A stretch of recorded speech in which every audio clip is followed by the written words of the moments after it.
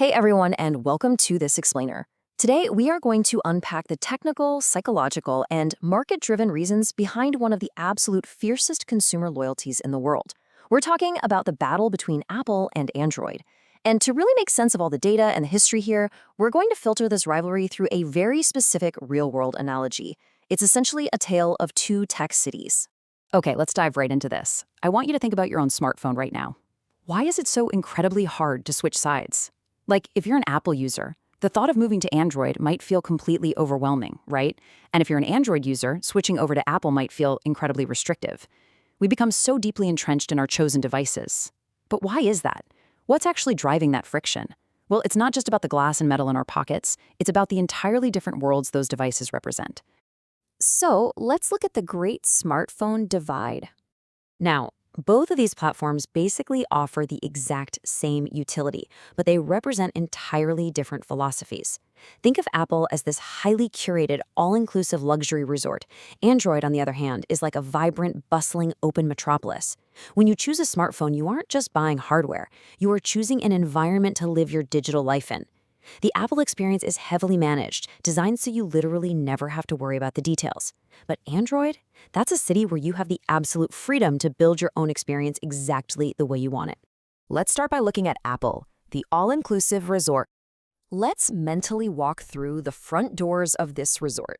From the absolute second you step inside, all the amenities are designed to keep you perfectly comfortable.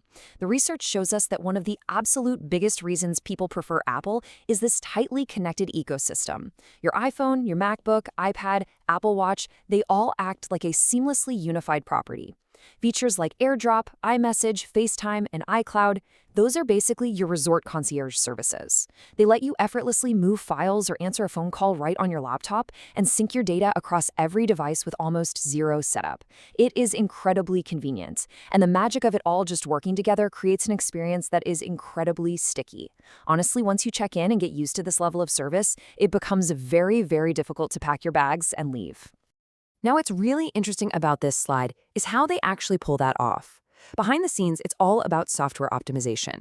Because Apple is both the architect who builds the resort and the interior designer who outfits it, they control every single variable. They design the physical hardware and the software that runs on it. The result? Well, the sources highlight that Apple devices are widely praised for smooth performance and long-term reliability.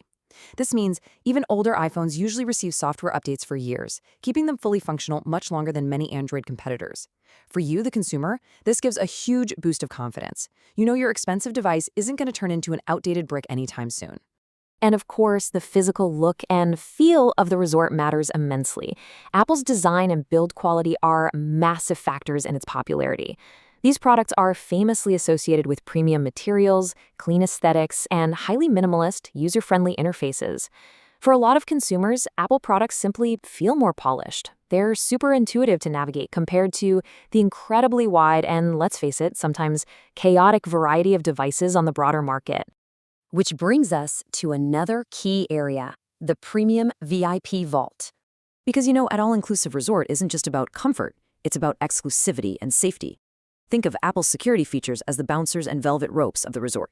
Things like strict App Store guidelines, app tracking transparency, and default encrypted messaging all serve to keep the bad actors out. Apple heavily markets this commitment to protecting user data, and that reputation as a privacy-focused company is a massive draw for users who are increasingly anxious about their personal information being harvested online. And all of this cultivates a really specific, powerful brand image. As the research notes, owning Apple products is sometimes associated with status, creativity, or professionalism. Over the years, Apple has successfully positioned itself all around the globe as a premium lifestyle brand. It's not just a phone, right? It's a statement. Driven by intense customer loyalty, carrying an Apple device gives you a sort of VIP status in the tech world. All right, but what if you want to leave the resort? Enter Android, the open metropolis.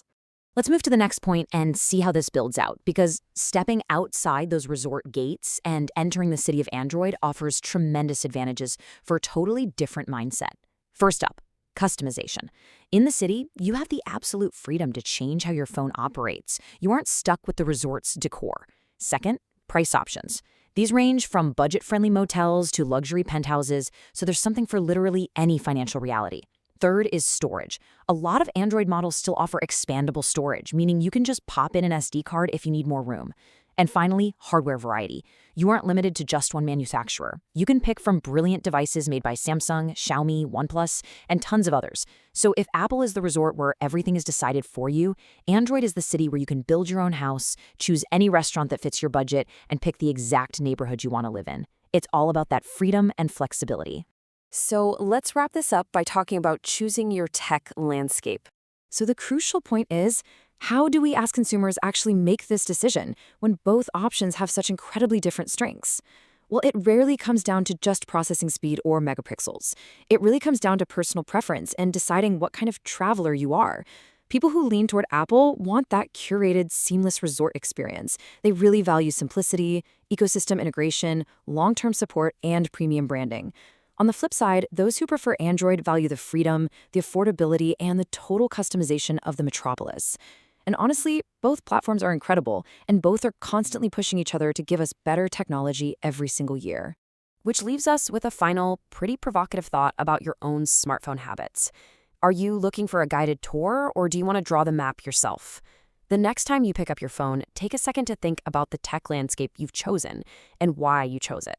Thank you so much for joining me for this explainer. I really hope breaking down the logic behind these ecosystems, using this tale of two cities analogy, helped clarify exactly why we love the devices we use. Keep exploring, keep questioning, and I'll catch you next time.